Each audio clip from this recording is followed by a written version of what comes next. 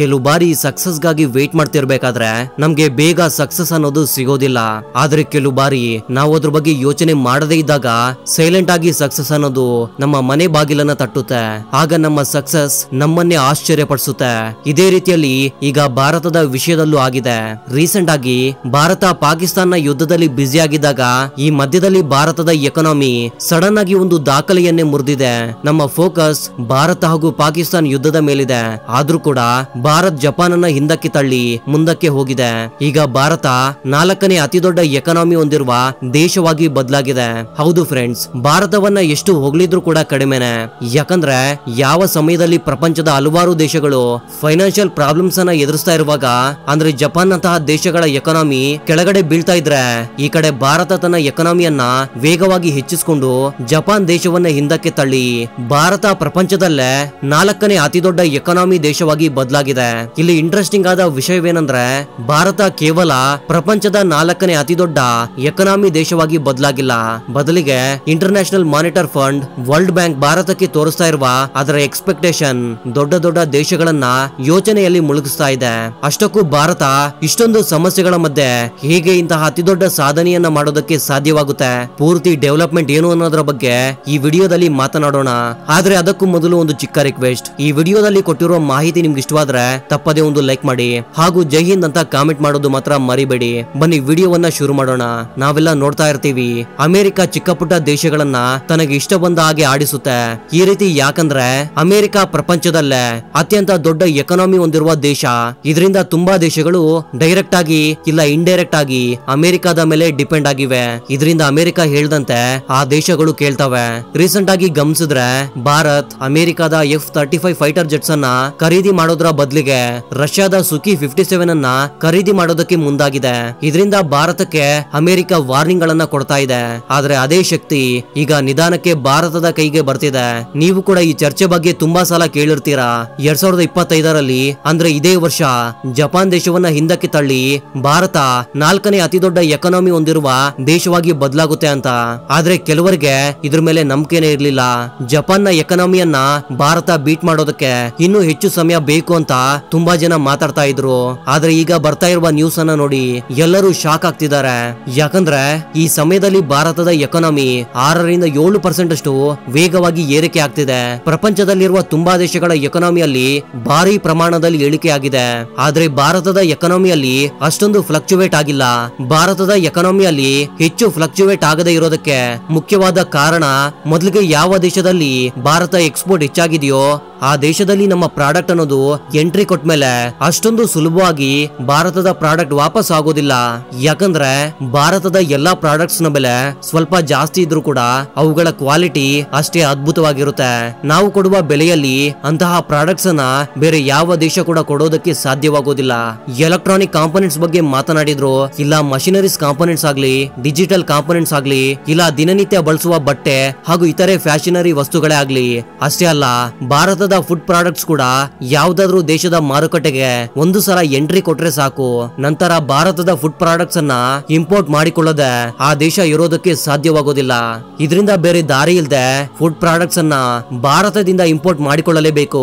ಈಗಿನ ಸಮಯದಲ್ಲಿ ಬಾಸ್ಮತಿ ಅಕ್ಕಿ ಹಾಗೂ ಭಾರತದಲ್ಲಿ ತಯಾರಿ ಮಾಡುವ ಮಸಾಲಗಳ ಡಿಮ್ಯಾಂಡ್ ಯುರೋಪಿಯನ್ ಹಾಗೂ ವೆಸ್ಟರ್ನ್ ದೇಶಗಳಲ್ಲಿ ಎಷ್ಟೊಂದು ಹೆಚ್ಚಿದೆ ಅಂದ್ರೆ ಇವುಗಳಿಲ್ಲದೆ ಅವರ ಆಹಾರ ತಯಾರಾಗೋದಿಲ್ಲ. ಹಾಗಿದ್ದಾಗ ಈ ದೇಶಗಳು ಭಾರತವಿಲ್ಲದೆ ಹೇಗೆ ಸರ್ವೈವ್ ಆಗೋದಕ್ಕೆ ಸಾಧ್ಯ ಹೇಳಿ? ಇದೇ ರೀತಿಯಲ್ಲಿ ನಿಧಾನವಾಗಿ ಭಾರತದ ಮಾರುಕಟ್ಟೆ ವಿದೇಶಗಳಲ್ಲಿ ವಿಸ್ತರಿಸ್ತಾ ಇದೆ. ಇದೇ ರೀತಿಯಲ್ಲಿ ಭಾರತದ ಎಕ್ಸ್ಪೋರ್ಟ್ ಜಾಸ್ತಿ ಆಗುತ್ತಾ ಹೋದಂತೆ ಅದರಿಂದ ಬಂದ ಹಣವನ್ನ ಭಾರತ ಸರ್ಕಾರ ರಸ್ತೆಗಳ ನಿರ್ಮಾಣಗಳಲ್ಲಿ, ಕಟ್ಟಡಗಳ ನಿರ್ಮಾಣದಲ್ಲಿ ಹಾಗೂ ಇತರೆ ದೊಡ್ಡ ದೊಡ್ಡ ಅಭಿವೃದ್ಧಿ ಯೋಜನೆಯಲ್ಲಿ ಬಳಸಿಕೊಳ್ತಾ ಇದೆ.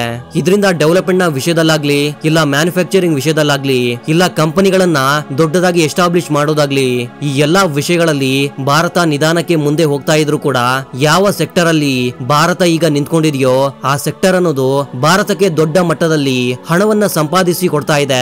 ಅದರಿಂದ ಭಾರತದ ಎಕಾನಮಿ ಸ್ಟೇಬಲ್ ಆಗಿದೆ.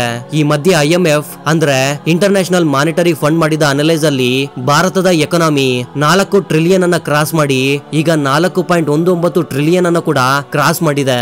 ಅಂದ್ರೆ ಜಪಾನ್ ದೇಶದ ಎಕಾನಮಿಯನ್ನ ಭಾರತ ಬೀಟ್ ಮಾಡಿದೆ. ಈ ಮಾತನ್ನ ಹೇಳ್ತಾ ಇರೋದು ಯಾರೋ ಚಿಕ್ಕ ಪುಟ್ಟ ದೇಶವಲ್ಲ, ಚಿಕ್ಕ ಪುಟ್ಟ ಆರ್ಗನೈಸೇಷನ್ ಕೂಡ ಅಲ್ಲ, ಬದಲಿಗೆ world class organisation information publish ಮಾಡಿದೆ. ಈಗ ಅಫಿಷಿಯಲ್ ಆಗಿ ಜಪಾನ್ನ ಎಕಾನಮಿಯನ್ನ ಬೀಟ್ ಮಾಡಿ ಜಗತ್ತಿನ 4ನೇ ಅತಿ ದೊಡ್ಡ ಎಕಾನಮಿ ಹೊಂದಿರುವ ದೇಶವಾಗಿದೆ ನಮ್ಮ ಭಾರತ. ಇಂಟರ್ನ್ಯಾಷನಲ್ ಮಾನಿಟರಿ ಫಂಡ್ ಭಾರತಕ್ಕೆ 4ನೇ ಅತಿ ದೊಡ್ಡ ಎಕಾನಮಿಯ ಸ್ಥಾನವನ್ನ ಕೊಟ್ಟಿದೆ ಅಂದ್ರೆ ಇನ್ಮೇಲೆ ಭಾರತ ತನ್ನ ಎಕಾನಮಿ ಏರಿಕೆ ಆಗುತ್ತೆ ಅಂದ್ರೆ ಅಂತಹ ಯಾವ ಚಿಕ್ಕ ಅವಕಾಶವನ್ನ ಕೂಡ ಬಿಡೋದಿಲ್ಲ.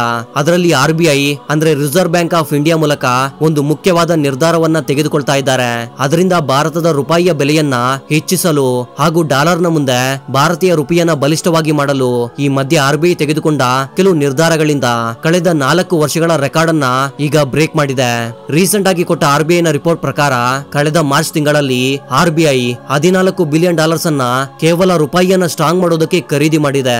RBI $41.5 ಬಿಲಿಯನ್ ಅನ್ನ ಖರೀದಿ ಮಾಡಿ ನಂತರ $27.2 ಬಿಲಿಯನ್ ಅನ್ನ RBI ಮಾರಿಬಿಟ್ಟಿದೆ. ಈ ರೀತಿ ಮಾಡಿ RBI ಒಂದೇ ತಿಂಗಳಲ್ಲಿ 2.3% ನಷ್ಟು ಏರಿಕೆ ಭಾರತೀಯ ರೂಪಾಯಿಯಲ್ಲಿ ವಾಪಸ್ ಕಂಡು ಬಂದಿದೆ.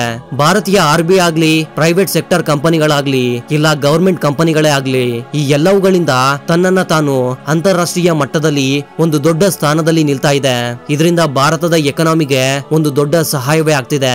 ಇನ್ನು ಫಾರೆಕ್ಸ್ ರಿಸರ್ವ್ಸ್ ಬಗ್ಗೆ ಮಾತನಾಡಿದ್ರೆ ನಮ್ಮ RBI ಡಾಲರ್ಸ್, ಯುವಾನ್, ರುಬೆಲ್ ನಂತಹ ವಿದೇಶಿ ಕರೆನ್ಸಿಗಳನ್ನ ತನ್ನ ಖಜಾನೆಯಲ್ಲಿ ಸ್ಟೋರ್ ಮಾಡ್ಕೊಂಡಿದೆ.